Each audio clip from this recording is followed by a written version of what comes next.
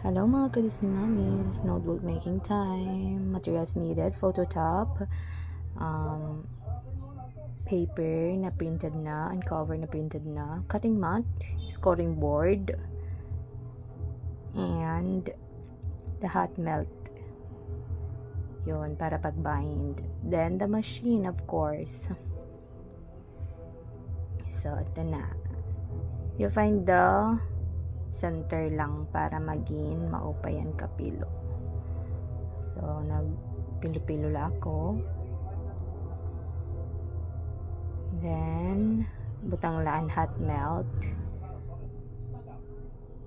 Then, salang na sa machine. Yun, all set na. Mapaso na iton. Wait lang. Tunog ito ya actually. Tas, magundang na nga niti at tunog. Ibig sabihin, okay na. Done na siya. Pero kay sabid man ako, gintinuro tanggal ko. Hasta waray katuhay.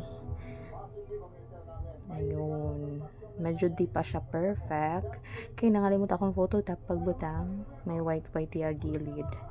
Effect. Then, natatanggalan di pa half first page. Not so perfect.